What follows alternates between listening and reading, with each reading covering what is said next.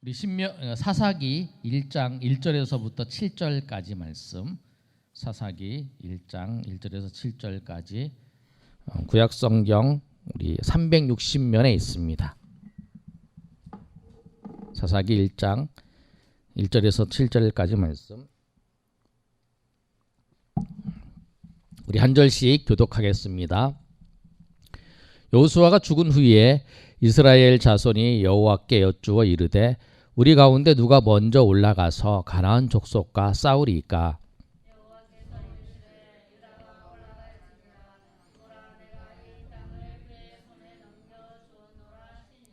유다가 그의 형제 시므온에게 이르되 내가 제비 뽑아 얻은 땅에 나와 함께 올라가서 가나안 족속과 싸우자. 그리하면 나도 내가 제비 뽑아 얻은 땅에 함께 가리라 하니 이에 시므온이 그와 함께 가니라.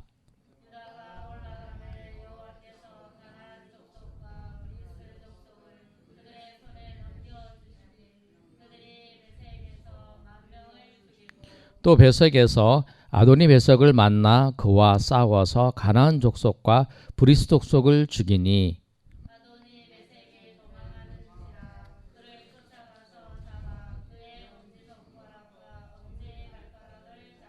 7절 다 같이 읽습니다. 아도니 베색이 이르되 옛적에 70인의 왕들이 그들의 엄지 발가락이 잘리고 내 상에 먹을 것을 줍더니 하나님이 내가 행한 대로 내게 갚으심이로다 하니라. 무리가 그를 끌고 예루살렘에 이르렀더니 그가 거기서 죽었더라. 아멘. 우리 말씀 한 곳 더 보겠습니다. 1장 17절에서부터 21절까지 말씀도 우리 보겠습니다. 1장 17절 17절 제가 읽습니다. 사사기 1장 17절 유다가 그의 형제 시므온과 함께 가서 스밧에 거주하는 가나안 족속을 쳐서 그곳을 진멸하였으므로 그 성 이름을 호르마라 하니라.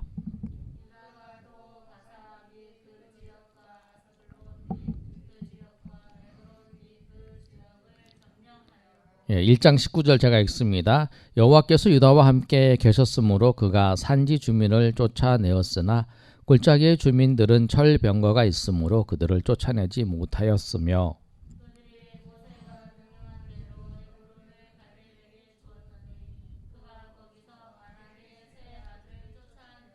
21절 다 같이 읽습니다. 베냐민 자손은 예루살렘에서 거주하는 여부수 족속을 쫓아내지 못하였으므로 여부수 족속이 베냐민 자손과 함께 오늘까지 예루살렘에 거하니. 아멘. 오늘 말씀을 가지고 온전한 순종의 삶이라는 말씀을 우리 나눌 때에 하나님의 은혜가 있기를 소망합니다. 사사기는 1장에 읽었던 것처럼 여호수아가 죽은 후에 이스라엘 자손들에게서 진행된 일들을 오늘 말씀하고 있어요. 360년 동안 사울이 왕이 되었을 때까지의 그 과정을 설명하고 있는 것이 오늘 본문의 말씀입니다. 여호수아가 죽은 후에 이스라엘 백성들이 하나님께 여쭤봅니다. 하나님께 여쭤보는데 뭐라고 여쭤보냐면 1절에 있는 말씀처럼 이스라엘 자손이 여호와께 여쭈어 이르되 우리 가운데 누가 먼저 올라가서 가나안 족속과 싸우리이까? 하나님께 이들이 여쭤봐요. 여호수아를 통해서 이 가나안 땅을 정복을 하고 땅을 나눴어요. 땅을 나누고 난 다음에 여호수아가 죽었죠. 그러고 난 다음에 이들에게 남겨진 것이 뭐냐면 땅을 나눌 때에 이제 그 지역을 이제 분배를 해서 그 지역의 나머지 족속들을 다 물리쳐야 되는 거예요. 큰 여호수아와 같이 이 가나안 중부 지역을 점령하고 가나안 남부 지역, 이제 그다음에 북부 지역 이제 세 군데를 정복을 하는 거 우리가 알 수 있죠. 중부 지역에서 이제 아이성 전투에서 승리하는 장면들, 그다음에 이제 남부 지역에 있어서는 그 야할론 골짜기에서 여호수아가 승리하는 장면, 그다음에 북부 지역에는 하솔 지역을 승리하는 장면이 나와요. 근데 큰 데에 아주 고지를 전쟁에서 승리해서 그 다음에 이제 여호수아가 땅을 다 나눠줬어요. 근데 그 다음에 해야 될 일이 뭐냐면 나머지 그 점령해야 될 부분들은 각 지파가 점령해야 되는 것이 그들에게 남겨진 사역이었어요. 그래서 이들이 여호수아가 죽은 후에 하나님께 묻어봅니다. 12지파가 있는데 어느 지파가 먼저 하나님 올라가서 전쟁을 해야 되겠습니까? 그렇게 물어보는 거예요. 1절이 그 말씀이잖아요. 이스라엘 자손이 여호와께 여쭈어 이르되 우리 가운데 누가 먼저 올라가서 가나안 족속과 싸우리이까? 그렇게 물어보는 거예요. 그랬더니 하나님께서 2절에 말씀하시는 거예요. 유다가 올라갈지어다. 이렇게 말씀하는 거예요. 유다에게 하나님께서 제일 먼저 올라가라고 말씀하신 거예요. 우리가 잘 아는 것처럼 이 남부 지역을 지파를 분배를 받은 사람이 누구냐면 유다예요. 그다음에 중부 지역에 분배를 받은 사람이 에브라임 지파죠. 그래서 그 당시에 가장 영향력이 큰 지파가 두 지파였어요. 에브라임 지파와 그 다음에 누구 지파냐면 유다 지파였어요. 딱 보시면 우리가 아는 것처럼 에브라임 지파에는 여호수아가 그 에브라임 지파예요. 그리고 유다 지파는 갈렙이에요. 그러니까 그 땅을 분배받을 때에 이 정탐을 하는 과정 속에서 하나님 앞에 믿음으로 고백했던 그 두 지파의 지도자들이 이 가나안 땅을 정복하는 데서 가장 힘썼고 또 중추적인 지파로 부상하게 된 거예요. 그런데 오늘 하나님께서 이 에브라임 지파였던 그 여호수아가 죽은 후에 유다 지파에게 명령을 하는 거예요. 가서 올라가서 전쟁을 하라 이렇게 말씀하셨더니 유다가 전쟁을 하길 때에 어떻게 하냐면 3절에 있는 말씀처럼 그의 형제 시므온에게 이르러서 내가 제비를 뽑아 얻은 땅에 나와 함께 올라가자 그렇게 얘기를 하는 거예요. 그래서 시므온이 같이 올라가는 거예요. 근데 여러분 보세요. 유다 지파가 자기 혼자서 그 분배받은 땅에 정복을 해야 되는 것이 해야 될 일이었어요. 그런데 이 시므온 지파랑 같이 가자고 하게 된 거예요. 하나님 함께 하신다고 말씀하셨어요. 내 생각대로 우리가 하나님 앞에 섬길 때에 내 생각대로 내가 느끼는 대로 섬기면 안 된다는 거예요. 하나님 말씀하면 그 말씀을 그대로 믿고 그 말씀대로 섬겨야 되는 거예요. 유다 지파 네가 올라가라. 그럼 유다 지파는 자기 지파 식구를 데리고 자기가 점벌해야 될 땅을 점벌하면 되는 거예요. 다른 사람 협조하는 게 아니라는 거예요. 누구 도움을 바라는 게 아니에요. 전체 가나안 정복을 할 때의 과정 속에서는 12지파가 다 모여서 같이 정복을 하고 그 다음에 땅을 나눴고 나머지 적들을 해야 하는 과정 속에서 그렇게 하는 거라는 거예요. 그러니까 우리가 믿음으로 하나님 앞에 나아가서 하나님을 섬길 때에 그 말씀을 하시면 하나님께서 우리에게 깨닫게 하시고 말씀을 깨닫고 주님 앞에 나가면 그 말씀대로 그대로 실천해야 되는 거예요. 거기다가 다른 것을 더해도 안 되는 거예요. 내 생각대로 더해도 안 되고 주님이 말씀하신 대로 그대로 나가야 돼요. 또 그 다음에 보시면 이 장면에서 어떤 장면이 나오냐면 아도니 벳색에 가서 그 전쟁을 치러 와서 승리하는 장면이 나와요. 승리하는 장면이 나오는데 무엇을 행하냐면 6절에 있는 말씀을 보면 엄지발가락과 그 엄지손가락을 잘라버리는 그 일이 행하는 모습을 보여요. 그래서 아도니 벳색이 이제 그 이야기를 하잖아요. 내가 예전에 그 70명의 왕들을 엄지손가락과 엄지발가락을 잘라버렸다. 그랬더니 나도 이제 그렇게 되었다라고 얘기하는 장면이 나와요. 그래서 하나님께서 말씀하신 건 뭐냐면 가나안을 정복하면서 가나안에 있는 모든 사람들을 다 진멸하라는 거였어요. 그런데 왜 이 유다 지파가 아도니 벳색을 공격해서 승리하는 과정 속에서 어떤 일을 행하냐면 그 당시에 전쟁에 승리하면은 엄지발가락과 엄지손가락을 자르면 이 군인으로서의 그 역할을 못하는 거예요. 움직이는데 어려우니까 이제 중심을 잘 못 잡고 군인으로서는 아예 전력이 없는 상태가 되는 거예요. 그러니까 뭐를 할 수 있냐면 엄지발가락, 엄지손가락을 자른 후에 이들을 종으로서 사용할 수 있는 거예요. 근데 전쟁을 치르면 그 사람들의 전투력을 상실하게 만들고 그 다음에 그 사람들을 자기의 종으로 사용하는 것이 그 당시의 사람들의 모습이었어요. 전쟁을 치를 때. 근데 그 모습 그대로 지금 유다가 그렇게 행하고 있는 거예요. 근데 하나님께서는 그 가나안 족속의 영향을 받지 않고 그래서 곳곳마다 진멸해서 그 다 없애라. 남자도 없애고 가축도 없애라. 그렇게 말씀하셨잖아요. 근데 그렇게 행하지 않는 모습이라는 거예요. 그러니까 우리가 하나님 앞에 순종해야 되는 그 모습은 뭐냐면 하나님 말씀은 이렇게 하셨어. 이렇게 하셨으면 그 말씀을 끝까지 그대로 지키는 거예요. 그 말씀대로. 내 처지와 내 상황, 내 여건, 내 환경이 있어요. 나는 지금 내가 이 전쟁을 치르는 과정 속에서 우리 가정에 또 우리 민족에 나에게 있어서 가장 좋은 길은 이거다.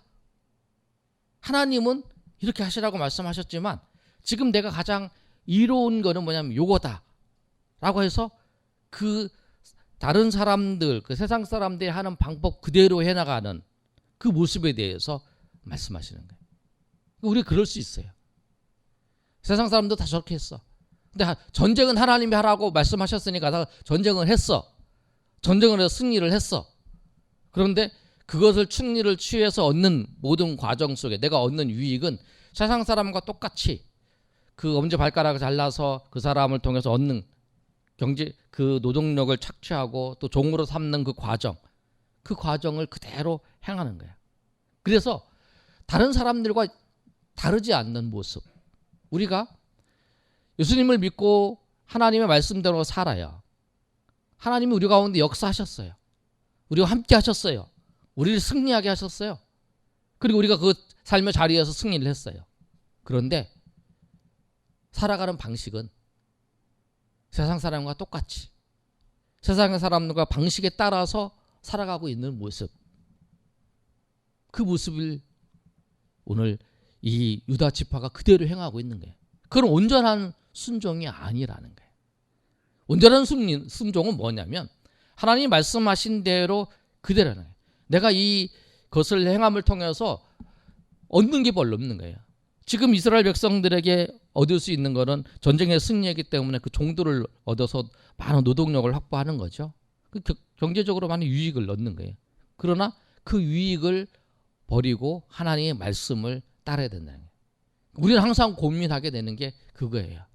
하나님 말씀을 따르자니 내가 내가 얻을 수 있는 것을 포기해야 될 경우가 있다라는 거예요. 내가 당연히 세상 사람들 보면 너 바보야. 아니 그걸 당연히 얻는 거지. 모든 사람들이 다 그렇게 해서 얻는데 당신은 왜 못 얻어? 바보지. 그 전쟁을 왜 했어?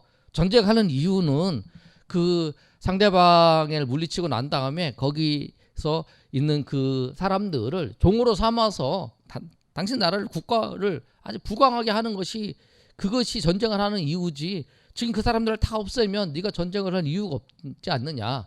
그렇게 얘기를 하는데 내가 손해를 보더라도 내가 얻어야 될 유익을 얻어야 될 이익을 얻지 못할지라도 하나님의 말씀이면 하나님의 뜻이면 그것이 옳은 줄 알고 그것이 내가 해야 될 길인 줄 알고 당연히 따라가는 거 그것을 못한 거죠. 첫 시작부터 그랬다는 거예요.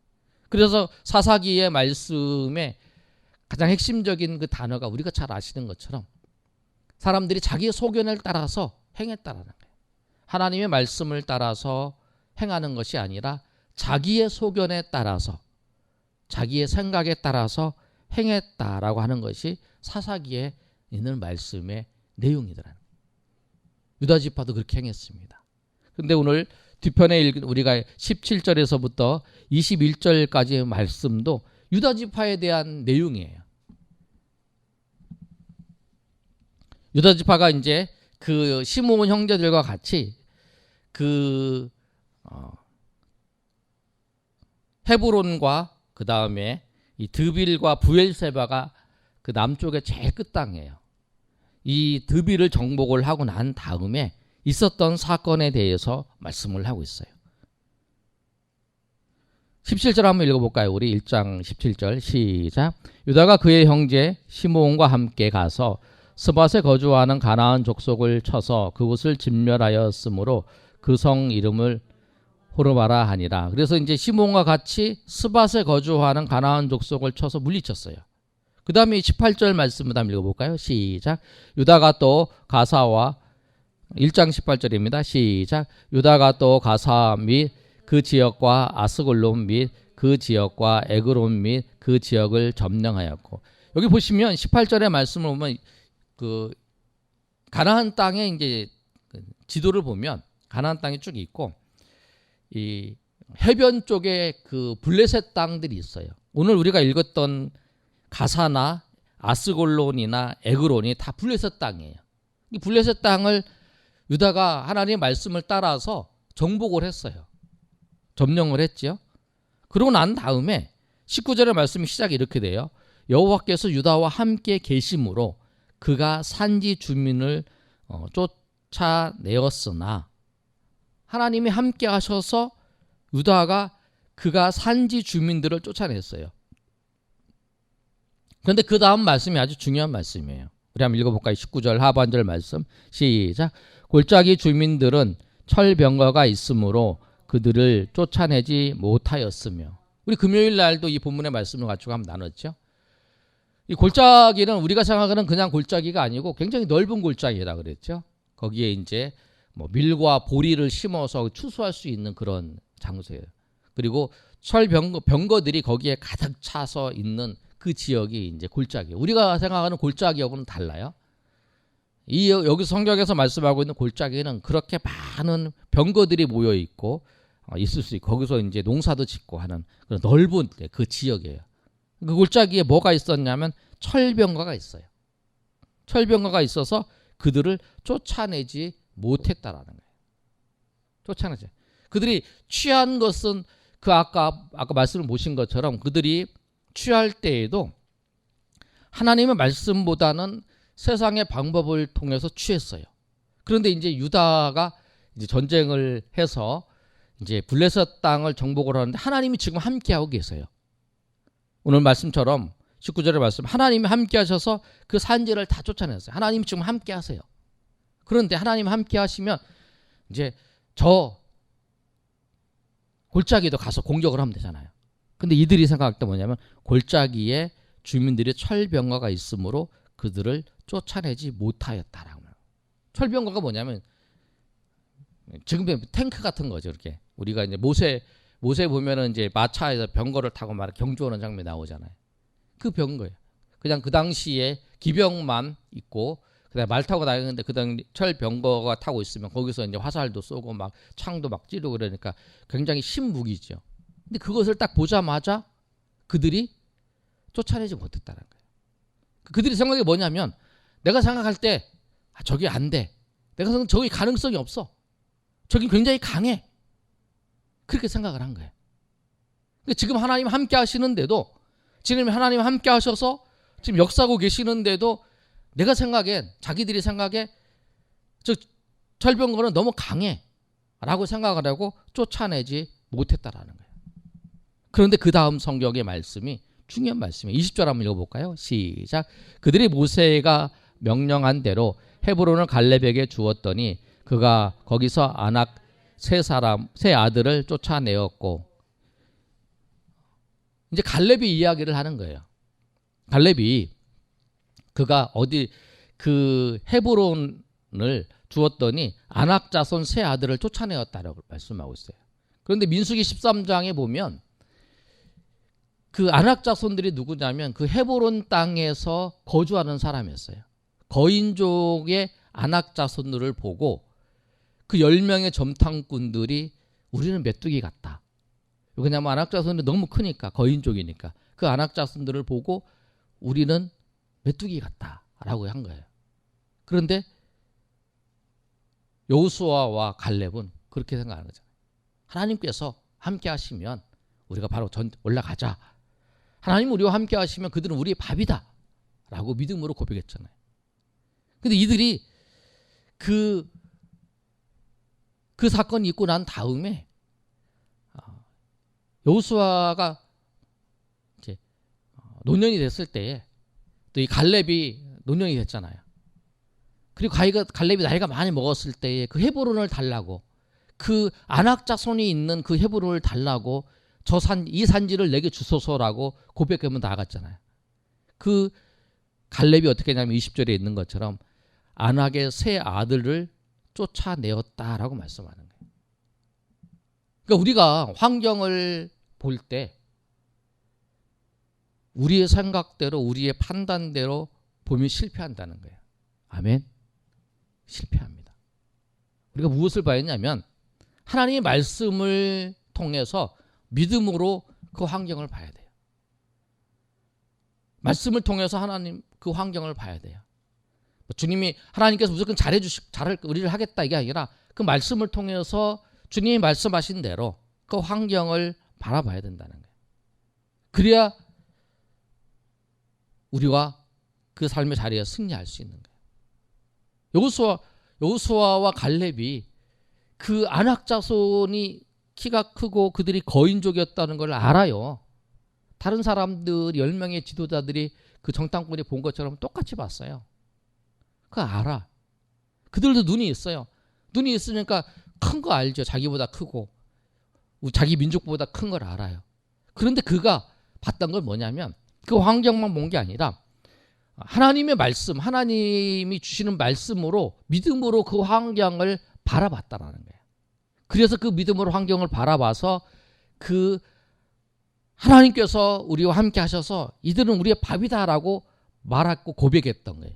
그게 믿음의 고백이었잖아요. 그리고 그 일들을 갈렙이 나이가 많은 노년 때에 그 일을 아이가 실천을 해서 헤브론을 점령하는 그 일들이 있었다는 거예요. 그게 뭐냐면 이 환경을 믿음으로 보며 나아가는 거예요. 그 온전한 순종을 할 수 있는 비결은 뭐냐면 환경을 봐야 되죠. 환경만 보면 안 되고 내 상황만 보면 안 돼요. 내 상황과 저 사람의 환경, 저 사람의 상황 그것만 보면 안 된다는 거예요. 주님이 말씀하신 것을 통해서 그 환경을 바라봐야 된다는 거예요. 주님의 약속을 붙잡고 그 환경을 바라봐야 된다는 거예요. 그래야 온전한 순종을 할 수 있는 거예요. 난 이것 때문에 안 돼. 내 상황은 이래. 내가 믿음으로 살기 위해서 내 상황은 이래. 이것이 없어. 이것이 부족해. 나는 하려고 하니까 이거 없어. 난 이거 하는 게 이게 어려워. 다 어려운 거예요. 그런데 그렇게 살다 보면 하나님께서 우리의 삶의 자리에서 주님이 역사하셔서 돌파하시는 하나님의 은혜가 없다라는 사실이에요.